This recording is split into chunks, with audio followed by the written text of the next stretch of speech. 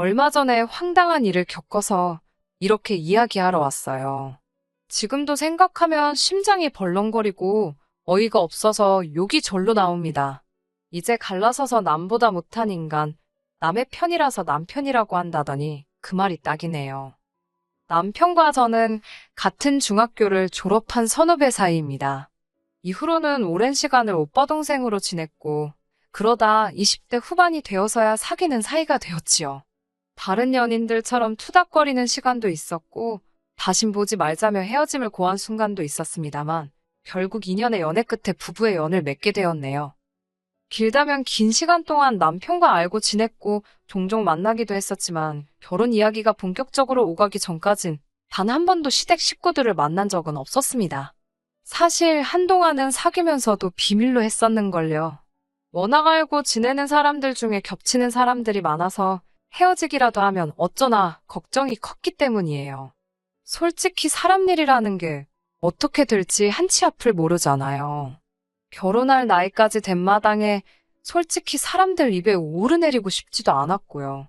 하지만 사귄 지 1년쯤 지나면서는 주변 사람들이 눈치를 챘고 그러다 본격적으로 결혼 이야기가 나오면서 시댁 식구들과도 만날 수밖에 없었네요.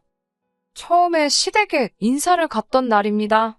같이 점심이나 먹으며 친해지자는 어머님의 말씀을 남편을 통해 들었던지라 식사 후 디저트로 먹을 과일과 아버님이 좋아하신다는 중저가 양주 한 병을 사들고 찾아갔어요. 그런데 점심 초대를 받아 간 것인데 막상 도착한 시댁에는 아무것도 준비가 되어 있지 않더라고요. 어머님께선 남편에게 제 이야기를 많이 들으셨다며 특히 남편이 제가 집안일을 잘한다고 했답니다. 음식도 잘한다고요. 어이가 없었어요. 사귀는 동안 남편이 하도 졸라서 저희 집에 두어 번 놀러 오는 걸 허락해준 적이 있었거든요.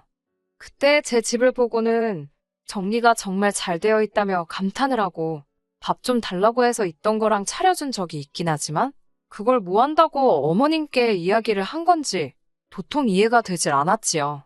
곧이어 어머님께선 저더러 같이 식사 준비를 하자고 하셨습니다. 생각지도 못한 상황에 당황한 제가 남편을 바라봤고 남편은 그런 저에게 한다는 소리가 얼른 가서 어머님을 거들어 드리랍니다. 처음 인사하러 온 자리에서 이게 무슨 상황인가 싶었지만 싫다는 소리를 못했어요. 어른들 말씀에 이건 좋고 이건 싫다고 의견을 내는 일이 쉬운 일은 아니잖아요.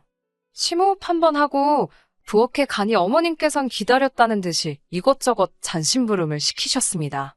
시쳇말로 까라면 까야지. 제가 뭘 어쩌겠어요. 기왕 하는 거 좋은 마음으로 하자고 스스로를 달래며 어머님을 도와 점심상을 차렸습니다. 식사를 하며 이런저런 대화를 나누다 신우 이야기가 나왔습니다. 그렇지 않아도 신우는 어디 갔나 궁금하던 차였는데 어머님 말씀이 오늘 원래 오려고 했는데 아침에 갑자기 컨디션이 안 좋다며 못 온다고 했다대요. 신우는 서울에서 차로 4시간이 넘는 지방에서 살고 있어서 시댁엔 자주 오지 않아요. 운전면허가 있긴 하지만 20살이 넘자마자 땄고 이후로 한 번도 도로주행을 해본 적이 없다고 그러더라고요. 그래서 어쩌다 시댁에 오게 되더라도 신우 남편에게 부탁하거나 고속버스를 타고 온다고 들었습니다. 신우의 사정을 충분히 이해했기에 신우가 안 왔다고 해서 서운한 건 전혀 없었네요. 아무튼 식사를 마치고 거실에 모두 모여 앉으니 어머님께서 제가 사온 과일을 꺼내오셨습니다. 그리고는 당연하다는 듯 저에게 칼과 과일을 쥐어주셨는데 전 과일을 잘 못 갖거든요. 과일을 엄청 좋아하는 편도 아니고 보통 껍질째 먹을 수 있는 과일은 껍질째 먹어요. 쑥스러운 이야기지만 키위 같은 경우에도 저는 껍질을 까는 게 아니라 반딱 잘라서 수저로 퍼먹는 식이라 잠깐의 고민 끝에 못하는 건 못한다고 하는 편이 좋겠다 싶어서 솔직히 말했어요. 그러자 남편이 그럼 어머님이 깎은 과일을 며느리가 집어 먹기만 할 거냐며 그건 좀 아니지 않냐고 고개를 갸웃거리더군요. 이때는 좀 어이가 없어서 오빠도 어머님이 깎아주신 거 먹지 않냐고 웃으며 받아쳤습니다. 그러자 순간 남편이 멈칫했고 뭐라고 표현하면 좋을지 순식간에 분위기가 얼어붙었다고 표현하면 적절할까요? 거실이 어색한 공기로 차오르는 순간 아버님께선 저더러 할 말은 꼭 하는 편이냐 물으시더니 가끔은 참는 것도 중요하다고 하시대요. 한마디로 입 다물고 하라면 하면 된다. 그 소리를 하고 싶으셨던 거겠지요? 저는 해야 할 말은 꼭 하는 편이라고 어쩔 수 없이 한 번 더 대답을 했고, 결국 분위기가 너무 가라앉아서 생각보다 일찍 시댁에서 나오게 되었습니다. 뒤따라 나온 남편이 저더러 시부모님께 조금만 더 상냥해질 수 없겠냐고 묻더라고요. 그때만 하더라도 남편이 꽤나 조심스럽게 부탁을 해왔기에 저도 순순히 해보겠다고 했습니다. 하지만 남편에게 분명히 말했어요. 항상 내 편으로, 내 입장에서 생각하고 행동해달라고요. 어머님, 아버님이 무리한 부탁을 하시면 오빠가 적절한 선에서 컷해주고 막아줘야 한다고 당부했지요. 남편은 알겠다고 자기만 믿으라 했고, 정말이지 순진하게도 그 말만 믿고 결혼했습니다. 결혼하고 처음 2달 동안은 저희 2사람 사이에 큰 문제는 없었어요. 정말 사소한 거, 양말 뒤집어 벗어놓는 거라던가 치약 아무렇게나 짜 쓰는 거, 그런 걸로 다투고 삐지고 그러기는 했지만 보통 1시간도 못 가서 풀어지기 일쑤였고요. 당연히 그런 문제로 남편과 못 살겠다, 헤어져야겠다, 그런 생각은 안 했지요. 그러다 신혼의 집들이를 가서 생각지도 못한 일이 터지고 말았습니다. 식을 올린 지 3달 차가 되던 무렵 신우가 이사를 했습니다. 전세에서 또 다른 전세로 이사를 한 거라 솔직히 집들이까지 할 필요가 있나 싶었지만, 빌라 전세에서 아파트 전세로 갔다는 사실이 신우에게는 나름대로 의미가 있었던 모양이에요. 신우는 저희 부부와 시부모님을 초대했습니다. 왕복 8시간이 넘는 여정이었는데 시부모님이 드라이브 한다 생각하고 제 차를 가지고 가자고 하시더군요. 문제는 제 남편이 운전을 못합니다. 한다는 소리가 평생 서울에서 나고 자랐고 자기는 계속 서울에서 살 생각이라 굳이 면허 딸 생각을 못했다고요. 필요성을 못 느꼈다나요? 상황이 그렇다 보니 운전을 할 수 있는 사람은 저와 아버님 뿐이었는데, 솔직히 이른을 바라보시는 아버님께 그 먼 장거리 운전을 부탁드릴 순 없었지요. 말이 나와서 말이지만 어머님이 참 야속하대요. 하지만 제 속을 아는지 모르는지 남편은 휴게소도 있으니 쉬엄쉬엄 가면 되지 않겠냐고, 시부모님 연세도 있으신데 편하게 모시고 가zap니다. 말이나 못하면 밉지나 않지라는 생각이 절로 들대요. 결국 어쩔 도리 없이 시부모님 모시고 신혼회로 향했습니다. 오전에 어머님께서 볼 일이 있으시다 해서 11시가 좀 넘어서야 출발할 수 있었습니다. 차는 막히지 않았지만 어머님과 아버님이 번갈아 화장실을 찾으셔서 휴게소란 휴게소는 다 들린 것 같아요. 덕분에 신혼에 도착하니 오후 5시가 다 되었더라고요. 좀 쉬다 저녁 먹으면 되겠다 생각했는데 어이없는 상황을 목격했습니다. 상만 세팅이 되어 있고 음식이 하나도 없더라고요. 순간 상견례 때 기억이 떠올랐고 바로 짜증부터 올라오대요. 신우도 제 그런 기분을 눈치챘는지 실실 웃으면서 한다는 소리가, 어머님이 일전에 제가 그렇게 솜씨가 좋다고 자랑을 하셨다면서 그래서 제 손 좀 빌리고 싶답니다. 자기가 재료는 다 사놨다면서 불고기랑 잡채, 그리고 이것저것 후딱 양념만 해달라나요? 아니, 음식이 양념만 해놓으면 저절로 익나요? 남편은 이번에도 얼른 가서 솜씨 발휘를 해보랍니다. 정말 내키지 않았고 하기 싫었지만 그래도 온 식구가 모여서 저렇게 뭐가 좋다고 희희낙낙 거리는데 찬물 끼얹어 뭐하나 싶어서 꾹 참고 양념만 해줬습니다. 그리곤 거실로 돌아가서 모르는 척하고 있었더니 아니나 다를까 신우가 다시 한번 저를 부르더군요. 같이 얼른 마무리해서 빨리 식사하자고, 아버님 배고프실 것 같다고요. 저도 배가 많이 고팠기에 나오는 욕을 참아가며 도와줬네요. 그렇게 식사를 마치고 어머님 아버님은 피곤하다며 방으로 들어가셨습니다. 거리가 멀어서 신혼에서 자고 가기로 한 상황이었거든요. 그래서인지 신우와 신우 남편, 그리고 제 남편까지 셋이서 술을 말 그대로 들이붓기 시작했습니다. 저는 원래 술을 좋아하지도 않고 괜히 실수할까 싶어서 안 마셨고요. 셋 다 슬슬 취하기 시작해서 별 쓸데없는 이야기나 해대길래 전 먼저 자려고 방에 들어왔지요. 하지만 자는 환경도 달라졌지. 방문 밖에선 셋이서 부어라 마셔라 떠들어대지. 집이 무슨 운동장만한 것도 아니고 시끄러워서 제대로 잠을 잘 수가 없었습니다. 5시간 넘게 운전대를 잡고 있었던 데다 오자마자 음식을 해대서 온몸이 저리고 아픈데 정신은 말똥말똥하니 환장할 노릇이었지요. 간신히 새벽이 돼서야 잠에 들었네요. 하지만 몇 시간도 채 자지 못하고 눈을 떴습니다. 남편이 흔들어 깨워댄 탓이었지요. 무슨 일이냐니까. 자기가 지금 화장실 다녀왔는데 어머님이 어제 우리가 먹은 술상을 치우고 계시다며 저더러 나가서 도와드리랍니다.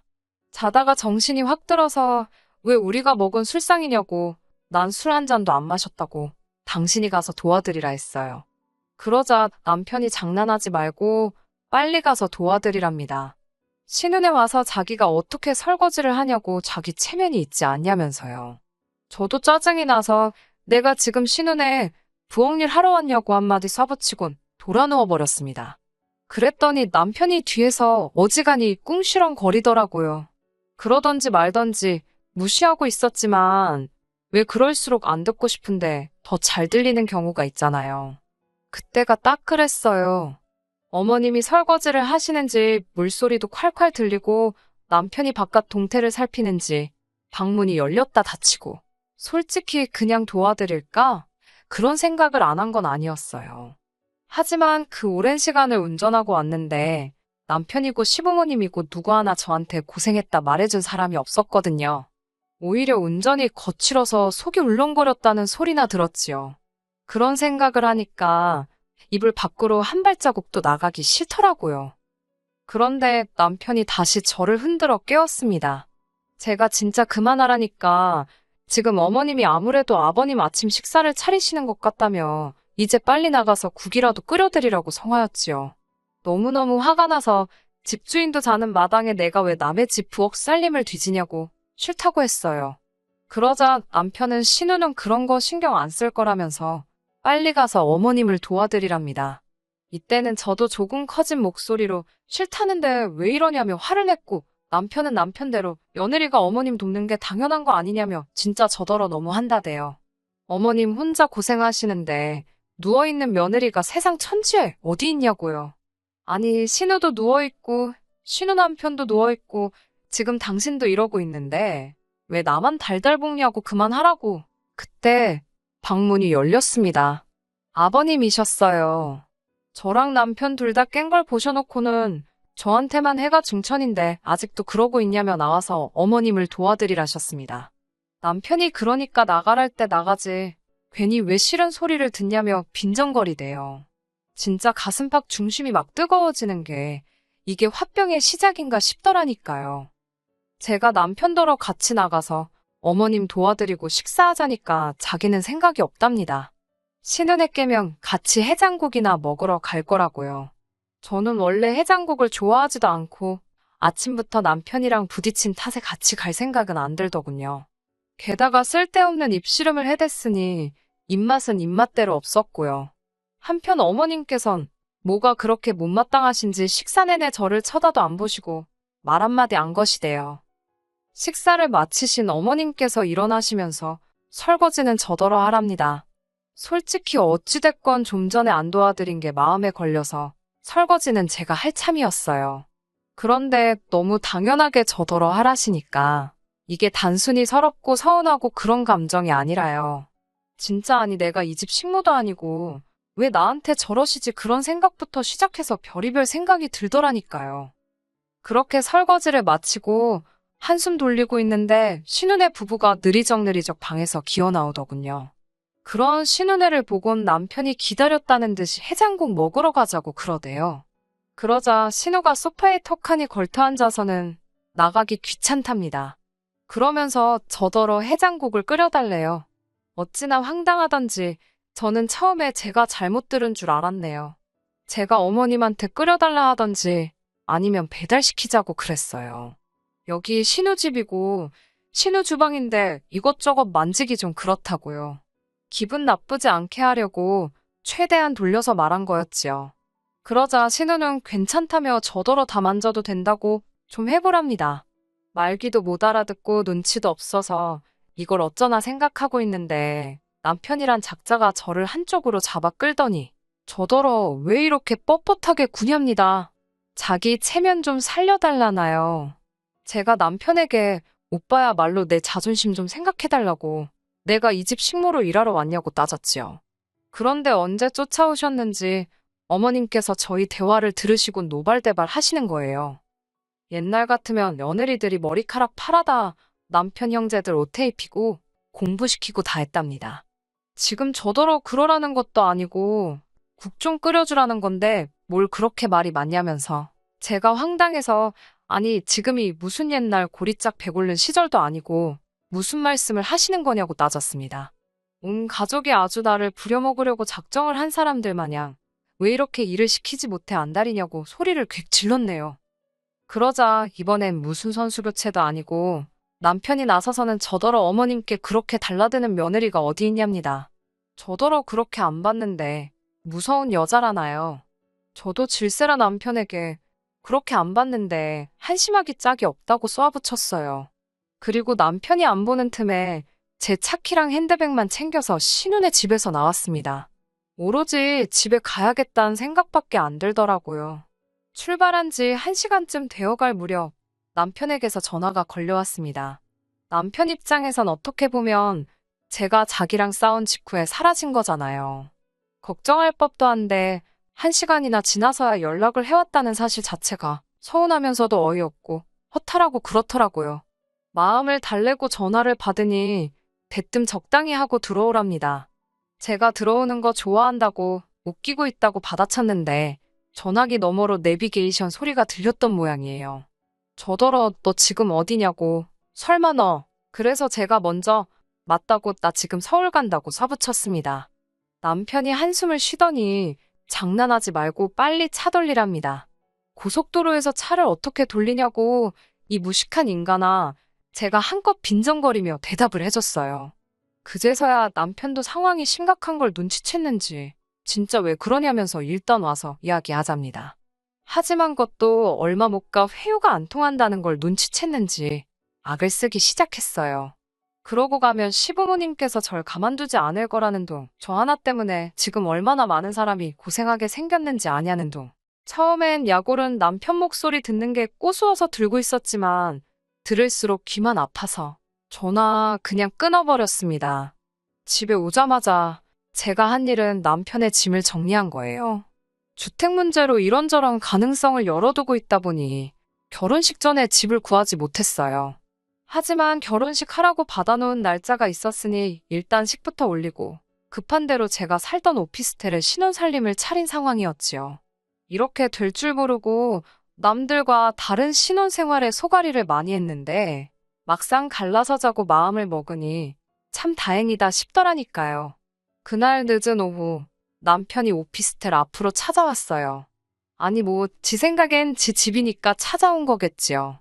현관 앞에 꺼내놓은 지 짐을 봤는지 문이 부서져라 두들겨서 경찰을 불렀습니다. 사실 집안에 친정 부모님도 계셨고요. 그걸 몰랐던 남편은 경찰이 온 틈을 타 집안으로 들어오려다가 저희 부모님, 특히 아버지한테 얻어터질 뻔했네요. 남편은 국 끓이라고 한마디 했다고 집 나가는 저 같은 여자는 자기가 먼저 싫답니다. 그러면서 자기는 지금 쫓겨나는 게 아니라 제 발로 나가는 거라며 지인들한테 헛소리하지 말라나요. 저는 걱정하지 말라고 내가 겪은 일 그대로만 이야기할 거라고 했고요. 지금 저는 너무 행복합니다. 끝까지 들어주셔서 감사합니다. 오늘의 사연은 여기까지입니다. 구독과 좋아요, 알람 설정 부탁드리고 더 좋은 사연으로 다시 찾아뵙겠습니다. 감사합니다.